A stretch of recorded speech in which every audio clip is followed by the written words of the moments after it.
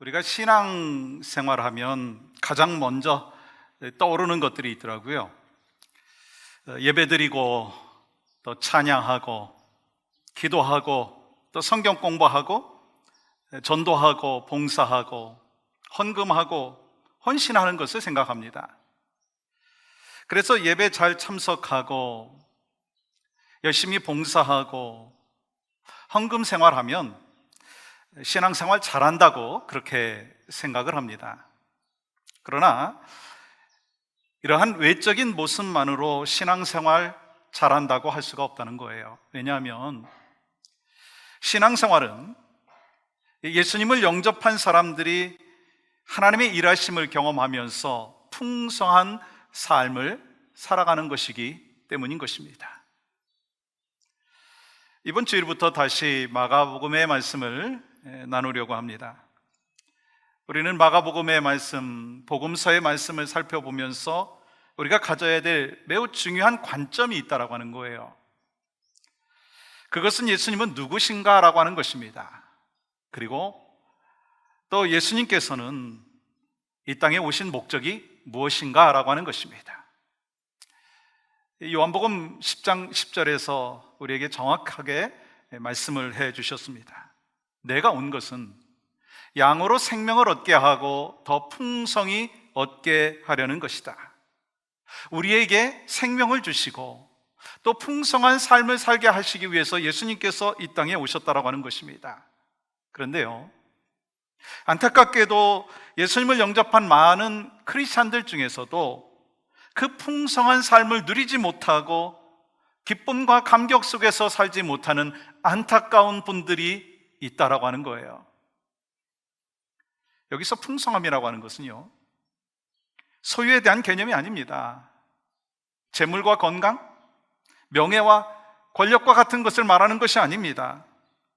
주 안에서 얻어지는 마음과 영혼의 평안함이다라고 하는 거예요. 그래서 풍성한 신앙생활은 바로 이런 것이다 이야기할 수가 있습니다.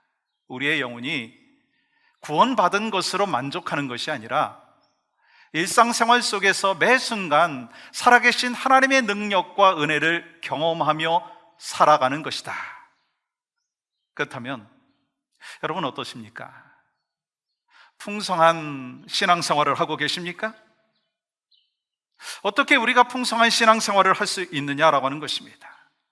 오늘 본문의 말씀해 보시면 예수님께서 공생의 기간 동안에 천국 복음을 가르치시고 병든 자를 고쳐주시고 귀신을 쫓아내시고 가르치시는 것에 대한 권세가 있으셨기 때문에 사람들의 눈은 예수님께 향해서 있었습니다.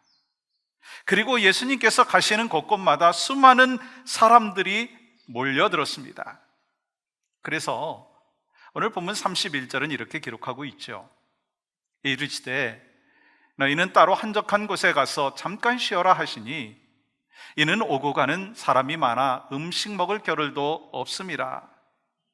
예수님께서는 계속되는 사역에 식사할 시간도 없는 제자들에게 휴식이 필요하다는 그 상황을 아셨습니다. 그래서 이 예수님과 제자들은 배를 타고 조용한 곳으로 떠나셨죠. 그런데 예수님 일행을 주변에 있는 사람들이 보고 있다가 오히려 그들이 육로를 달려가가지고 먼저 도착을 한 거예요. 예수님께서는요, 그렇게 열정적으로 따라다니는 무리들을 보시면서 목자 없는 양 같다고 말씀하시고 그들을 불쌍히 여기시면서 천국 복음을 전하기 시작하셨습니다. 그런데요, 흥미로운 것이 있어요. 그들은 저녁 때까지 예수님을 떠나지 않았다라고 하는 것입니다. 그들 모두는 예수님께서 말씀하시는 천국 복음에 대하여 들으면서 배고픈 줄도 모르고 깊이 말씀 속에 빠져 있다라고 하는 것입니다. 예수님께서 주시는 참으로 풍성하고 행복한 그 메시지를 받으면서 저녁 때가 되어도 자리를 떠나지 않고 있었다라고 하는 것입니다. 그런데 예수님께서는요, 이 오병이어의 기적을 통해서 영적인 양식을 공급해 주는 것에서 그치는 것이 아니라 육의 양식까지도 공급해 주시는 것을 우리에게 말씀하고 있다라고 하는 것입니다. 또한 예수님께서는요, 오병이의 기적을 통해서 우리가 풍성한 삶을 살아갈 수 있다, 아니 풍성한 삶이 믿음의 사람들에게 당연히 주어진 것이다라고 하는 것을 말씀하고 있다라고 하는 거예요. 그렇다면 어떻게 참된 크리스찬의 삶을 살고 어떻게 풍성한 크리스찬의 삶을 살아갈 수 있느냐라고 하는 거예요. 그 첫 번째는요, 현실보다 주님입니다. 현실보다 주님이 앞서야 된다는 거예요.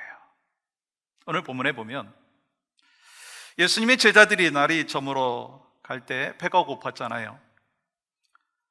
그런데 그곳에 있는 사람들도 먹을 시간이 되었다라고 하는 것을 알았기 때문에 예수님께 저녁 식사를 해야 되지 않겠습니까? 라고 말을 하죠. 그리고 제자들은요, 그럴듯한 제안도 합니다.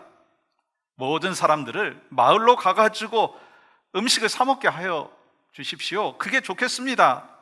사실 예수님의 제자들은요, 지금 상황을 정확히 파악하고 있습니다. 해결할 수 있는 아주 합리적이고 또한 현실적인 방안을 서제천한 것입니다. 그러나 예수님께서는 너희가 먹을 것을 주라 말씀하시죠. 예수님의 의도는 분명했습니다. 제자들이 그 상황을 믿음으로 해결하기를 원하셨다라고 하는 것입니다. 그런 예수님의 기대와는 달리 제자들은 다시 현실로 돌아가서 나름대로 재빨리 계산을 해서 예수님께 다시 질문을 합니다. 37절 말씀 보세요. 우리가 가서 200데나리온의 떡을 사다 먹이리이까? 지금 제자들의 눈에는 전능하신 예수님은 보이지 않는 거예요. 그리고 뭐만 보입니까? 현실만 보고 있는 것입니다. 그러니까 제자들은 먼저 현실적으로 계산을 한 거예요. 이 오늘 본문과 동일한 내용을 기록한 병행구절인 요한복음의 말씀에 보면 빌립이 그렇게 했다고 기록하고 있습니다. 빌립은 그 모인 사람들의 숫자를 세어보고 먹을 음식을 구하기 위해서 얼마나 돈이 드는지 먼저 계산을 쫙 뺐어요. 세상적으로 보면 당연한 것이고 참으로 합리적인 것이고 지혜로운 것입니다.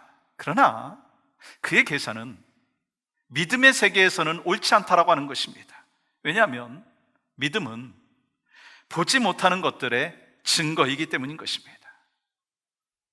그는 이 땅을 창조하신 예수님과 함께하고 있다라고 하는 그 사실을 잊고 있었습니다.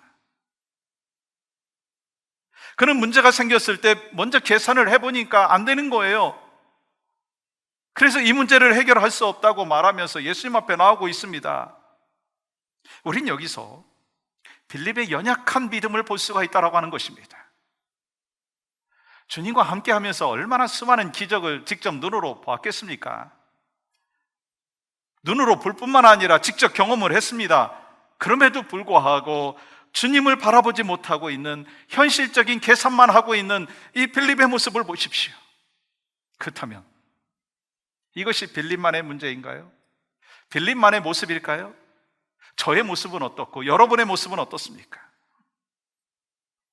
믿음으로 산다고 하면서 주님께 먼저 나가기보다는 먼저 머리로 계산을 다 합니다. 그렇지 않은가? 여러분과 제가 한번 오늘 말씀에 비추어서 반성해 보아야 한다고 하는 거예요. 그리고 오늘 본문과 병행구절인 이 요한복음의 말씀에 보면 안드레는요, 이 보리떡 5개와 물고기 2마리를 예수님께 가져오면서 이것으로는 턱수 없습니다, 그렇게 이야기합니다. 사실 안드레는 현실 앞에서 노력을 했어요. 그래서 어린아이의 도시락까지 가져오는 수고도 했습니다. 그러나 안드레도 역시 현실의 문제 앞에서 좌절하고 있는 모습을 볼 수가 있습니다. 예수님, 이 보리떡 5개와 멸치같이 작은 이 생선 2마리로 도저히 이 많은 사람을 먹일 수가 없습니다. 현실적으로 불가능한 것입니다. 이제 제자들이요, 예수님을 가르치려고까지 하고 있는 모습을 보게 됩니다. 우리는 어떤가요? 우리도 마찬가지로 빌립과 같이, 안드레와 같이 문제가 생기면 내 생각이 앞서고 내 힘이 앞서고 이리저리 계산해서 불가능하다 생각하면 포기해버리고, 그래서 내 마음대로 내 뜻대로 결정하는 그런 모습이 있지 아니하냐라고 하는 거예요. 수십 년 동안 신앙생활을 했고 말씀 안에서 산다고 하지만 현실 앞에 문제가 닥치면 내 생각과 내 주장과 내 계산이 먼저 앞서는 여러분과 저의 모습이 아니냐라고 하는 것입니다. 또한 어떤 문제가 생기면 여기저기 도움을 요청하다가 낙심하고 좌절하는 모습이 혹시 우리의 모습 아닙니까? 그렇다면 문제가 뭘까요? 문제는 그들의 마음에는요, 그 어디도 예수님께서 계시지 않았다라고 하는 것입니다. 사랑하는 성도 여러분, 여러분은 지금까지 어떻게 사셨어요?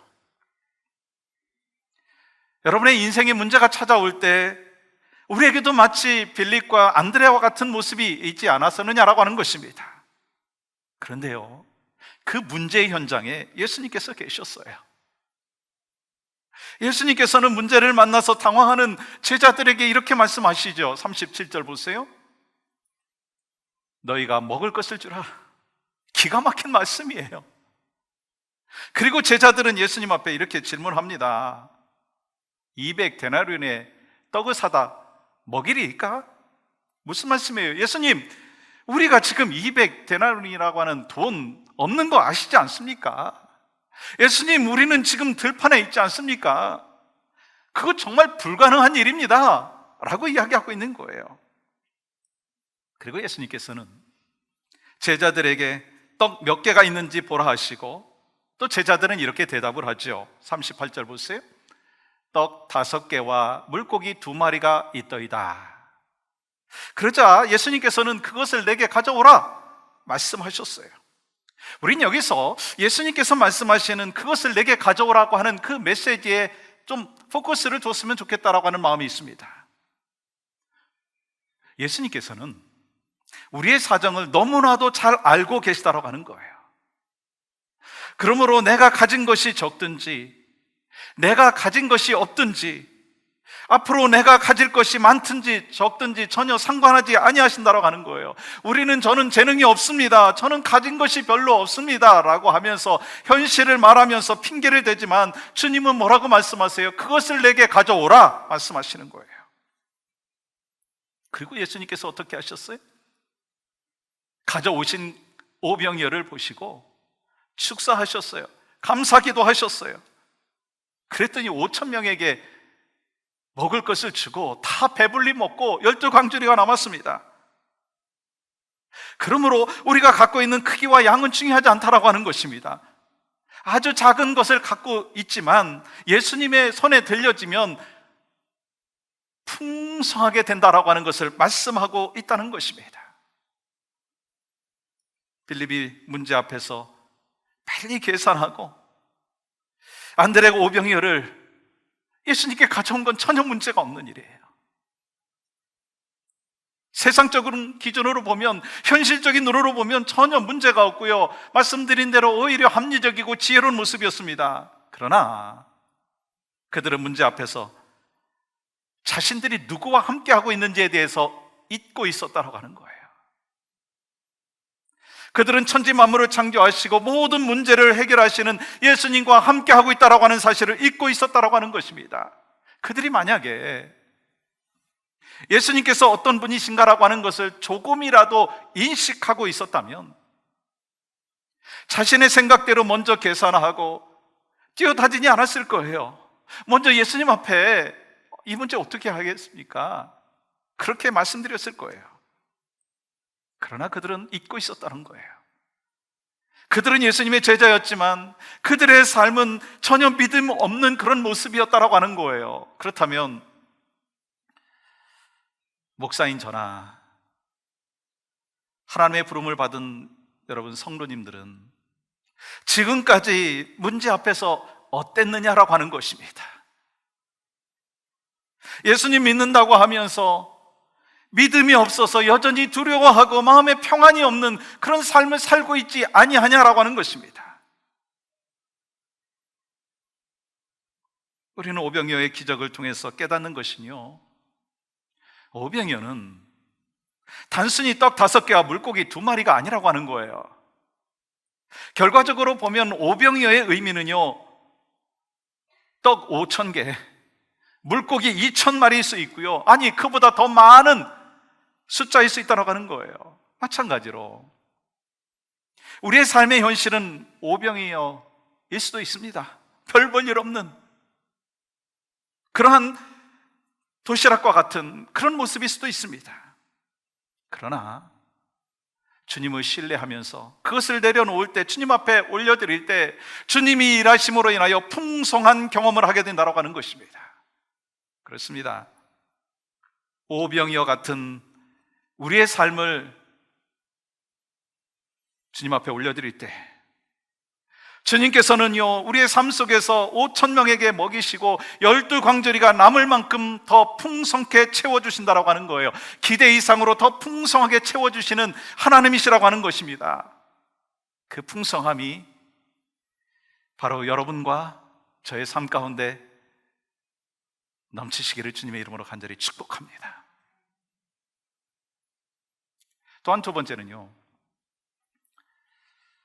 우리가 풍성한 신앙생활을 하기 위해서, 풍성한 삶을 누리기 위해서 필요한 부분은요, 세상보다 하나님 나라가 먼저야 된다는 거예요. 세상보다 하나님 나라가 우선이 되어야 된다는 것입니다.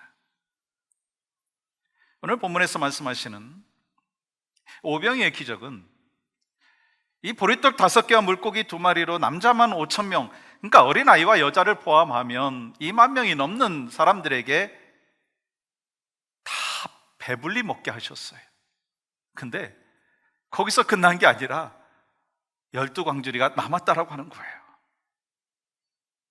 그것은 우리가 상상할 수 없는 기적의 사건입니다. 그런데 예수님께서 오병이어의 이 기적을 베푸시면서 수많은 사람들에게 먹이신 것은요, 분명한 목적이 있으시다라고 하는 것입니다. 그것은 예수님께서 하나님 나라가 어떤 곳인가라고 하는 것을 백성들에게 보여주시기 위해서다라고 하는 것입니다. 여러분, 하나님 나라가 어떤 곳인가요? 하나님 나라는 참으로 풍성하고 복된 곳입니다. 하나님 나라는요, 이 세상과 다릅니다. 이 세상에는 항상 부족하다고 이야기합니다. 언제나 가난하고 모자라다고 이야기합니다. 그래서 서로 더 많이 가지려고 경쟁하면서 다투지 않습니까? 이것이 세상의 모습이에요. 여러분, 우리가 얼마를 가지면 만족할 수 있다고 생각하십니까? 아무리 부자라고 한다 할지라도 언제나 부족함을 느끼다라고 하는 사실입니다. 록펠러에게 한 기자가 물었어요. 현재 갖고 있는 재물에 대해서 만족하십니까? 그러자 뜻밖의 록펠러가 대답을 합니다. 아닙니다. 만족하지 못합니다. 그러자 기자가 막 황당한 거예요. 그러면서 또 질문합니다. 그러면 얼마를 가져야 만족하겠습니까? 그때 유명한 대답을 하죠. Just a little more. 조금만 더, 조금만 더 가졌으면 좋겠다는 거예요. 이렇게 세상에서는요, 만족을 찾으려면은 항상 부족하고 모자람이 있다라고 하는 거예요. 그러나 하나님 나라는요, 언제나 부요하고 풍요합니다. 그 이유가 하나님 나라의 왕이신 하나님께서 부요하고 풍성하시기 때문인 것입니다. 그렇기 때문에 하나님 나라는요, 언제나 부족함이 없고 모자람이 없어요.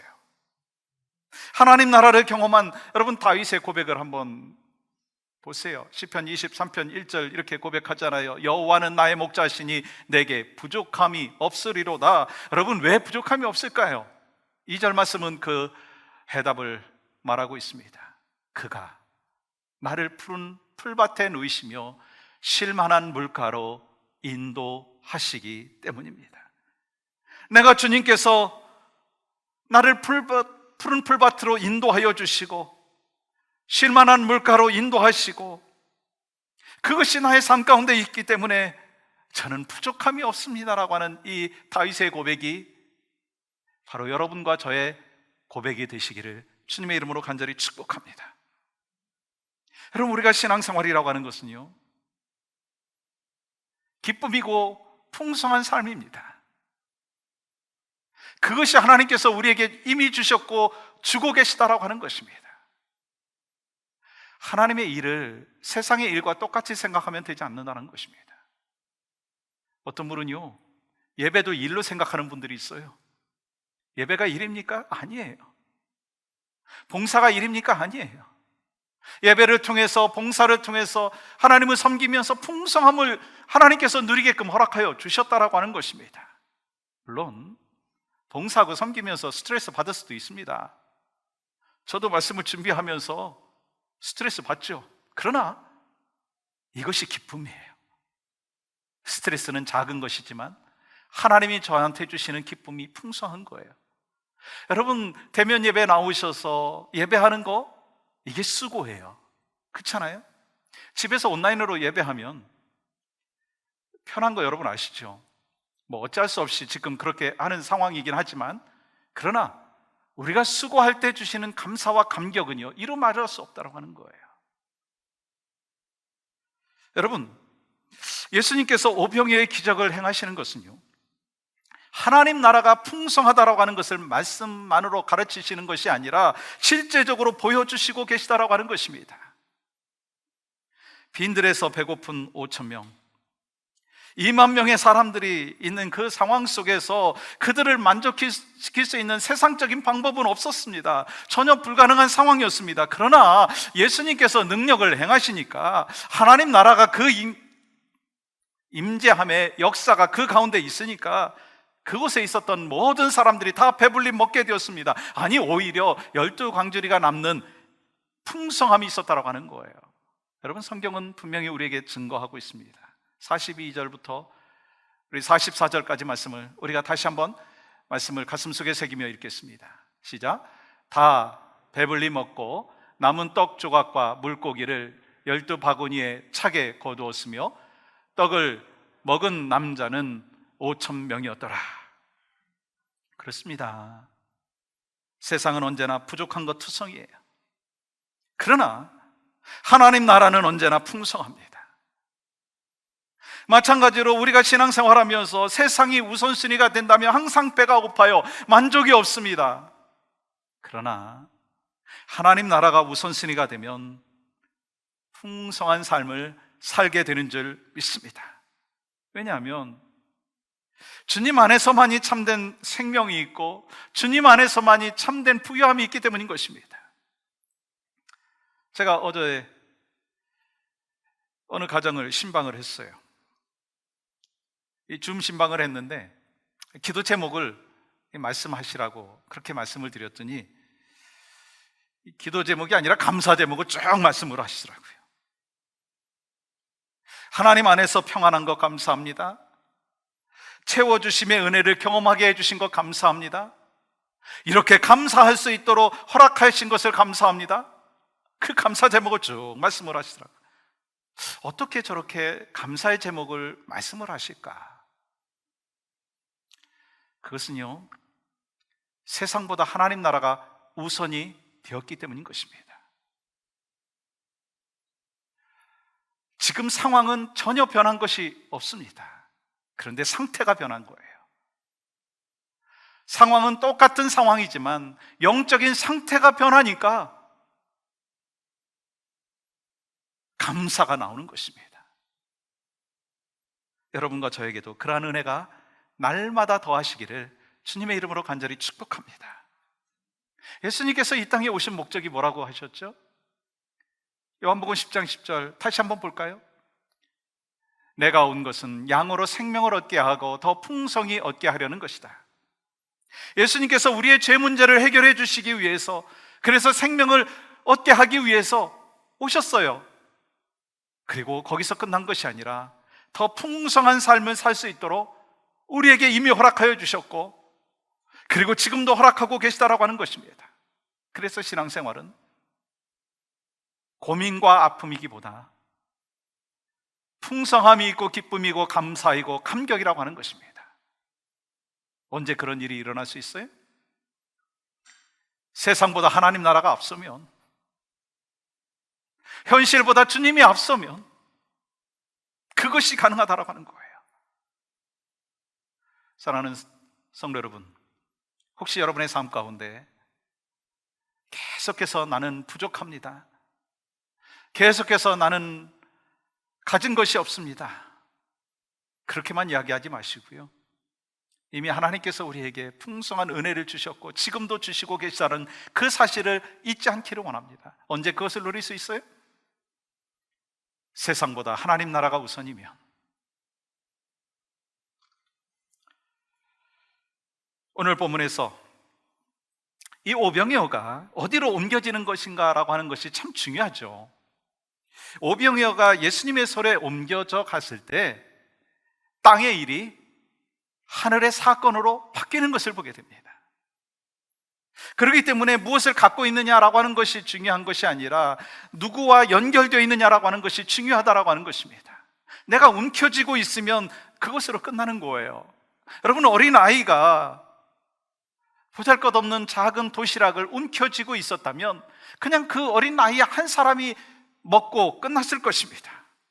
그러나 예수님의 손에 넘겨졌을 때 다 배불리 먹을 수 있었다라고 하는 것입니다. 한 사람만이 아니라 2만 명이 더 풍성해지는 은혜가 있었다라고 하는 것입니다. 우리가 신앙생활하면서 확인해야 될 것이 있어요. 나는 예수님으로 인해서 배부른 자의 삶을 살고 있는가 하는 거예요.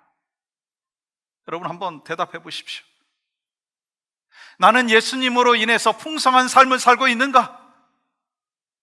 한번 대답해 보시라니까요.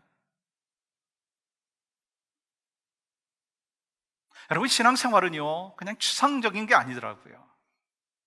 오늘 본문에서 말씀하고 있는 메시지 뭐예요? 다 배불리 먹고 예수님과 함께 할 때 삶 자체가 만족이 있고 평안이 있고 풍성함이 있다라고 하는 것입니다. 그래서 우리는 그 풍성함을 경험하면서 살아갈 뿐만 아니라 그 풍성함을 고백하면서 살아갈 수가 있어요. 누가 그렇게 살았어요? 그 중에 한 사람이 하박국 선지자입니다. 삶의 환경은 고난이고 미래가 보이지 않지만 세상보다 하나님 나라가 먼저 있다 보니까 이런 고백을 하잖아요. 이런 고백이 바로 여러분과 저의 동일한 고백이 될 것을 믿고 고백이다라고 하는 그 마음을 갖고 한번 같이 고백해 보겠습니다. 시작. 비록 무화과 나무가 무성하지 못하며 포도나무에 열매가 없으며 감람나무에 소출이 없으며 밭에 먹을 것이 없으며 우리의 양이 없으며 외양간에 소가 없을지라도 나는 여호와로 말미암아 즐거워하며 나의 구원의 하나님으로 말미암아 기뻐하리로다. 아멘. 우리 온라인으로 함께 예배하시는 분들도 아멘? 예, 아멘이 들려오는 듯합니다.